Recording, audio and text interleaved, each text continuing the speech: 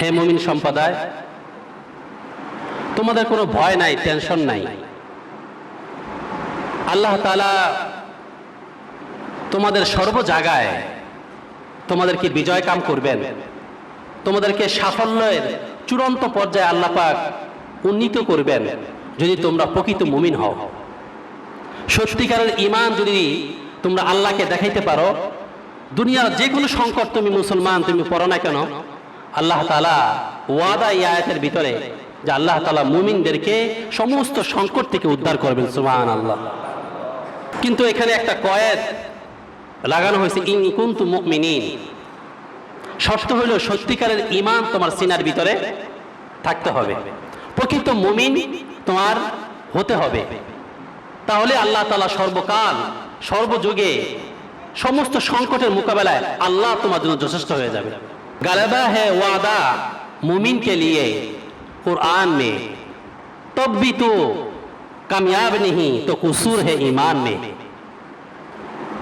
এক বুজুর্গ বলছিলেন যে মুসলমানদের বিজয়, মুসলমানদের সাফল্য এটা আল্লাহ তাআলা কোরআনে কারীমে বলছেন যে সর্ব জায়গায় মুমিনদের মুসলমানদেরই বিজয় হবে, তারাই সর্ব জায়গায় সবচেয়ে আলা উপরে থাকবে।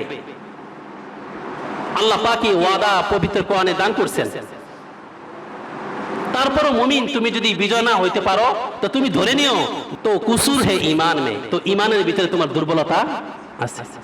আমার ভাই, এই বিষয়টাই আজকে আমল বলেন, ঈমান তো আমলের আগে, কি বলেন?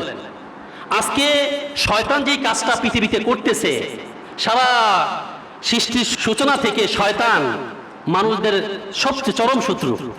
সে শয়তান মানুষদেরকে গোমরা করার জন্য যে সমস্ত বিষয় পদক্ষেপ গ্রহণ করেন, এবং কোরআনে কারীমের ভিতরে মহান রব্বুল আলামিন যে বিষয়টা উল্লেখ করছেন, কোন মুমিনকে ডাইরেক্ট যদি কেউ কুফরি করতে বলে, কোন মুমিনকে ডাইরেক্ট যদি শিরিক করতে বলে, কোন মুমিনকে যদি কেউ ডাইরেক্ট বলে যে না আল্লাহর কোরআনকে মানা যাবে না, নবী মুহাম্মদ রাসূলুল্লাহ সাল্লাল্লাহু আলাইহি ওয়াসাল্লামকে মানা যাবে না, তাহলে কোন মুমিন এটা কি করবে না? মানবে না। যার সিনায় যতটুকু ঈমান আছে এই বিষয় কখনো মুমিন কখনো এটা মানতে পারে না। কি বলেন ভাই? যে মুহাম্মদ সাল্লাল্লাহু আলাইহি ওয়াসাল্লাম নামে ব্যঙ্গচিত্র হবে আর কোন মুমিন সে চুপচাপ থাকবে, এটা কোন মুমিনের শান কোশ্চিন কালে হইতে পারে না। মার নামে কুৎসা রটনা হবে, বাবার নামের কুৎসা রটনা হবে, মায়ের ইজ্জত আব্রু নিয়ে টানাটানি হবে, আর তুমি সৎ সন্তান এবং ভদ্র সন্তান তুমি চুপ করে থাকবা, এটা কোনো সৎ সন্তান এবং ভদ্র সন্তানের কোনোদিন পরিচয় হইতে পারে না। মাঝে মাঝে এটা নবী মুহাম্মদ রাসূলুল্লাহ সাল্লাল্লাহু আলাইহি ওয়াসাল্লাম পৃথিবী থেকে চলে গেছেন ১৫০০ বছর আগে। এই উম্মতের ওলামাদেরকে রাহবার বানায় গেছেন, পিয়ন বানায় গেছেন। কি বানায় গেছেন? পিয়ন। যে আমার এই চিঠি তোমরা ডাক পিয়ন হিসেবে উম্মতের কাছে কি করে দিবা? পৌঁছায় দিবা। এজন্য ওলামায়ে কেরাম দ্বীনের চৌকিদার।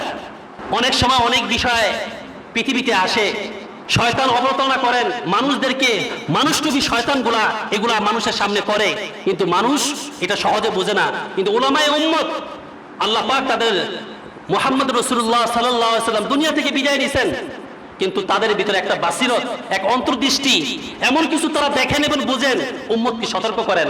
ওই যে মুহাম্মদ রাসূলুল্লাহ সাল্লাল্লাহু আলাইহি ওয়াসাল্লাম তাদেরকে আল উলামা ওয়ারাসাতুল আম্বিয়া, এই যে এক দায়িত্ব, এই যে চৌকিদার বানায় গেছেন, পাহারাদার বানায় গেছেন, এই দায়িত্বের খাতিরে তারা মাঝে মাঝে বিভিন্ন বিষয়গুলোকে তুলে ধরেন।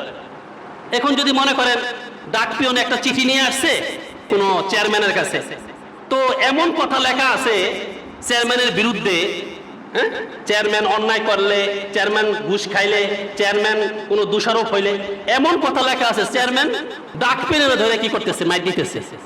বলেন ডাক পিয়নের মাইর দিলে কোনো কাজ আসবে? কিন্তু চিঠিটা কার থেকে আছে তাকে ধরো, যে চেয়ারম্যানের নামে এটা কে লেখলো, চেয়ারম্যানের নামে এরকম ভাবে কে লেখলো, তো চিঠি যার পক্ষ থেকে তার পক্ষ থেকে তাকে ধরা উচিত।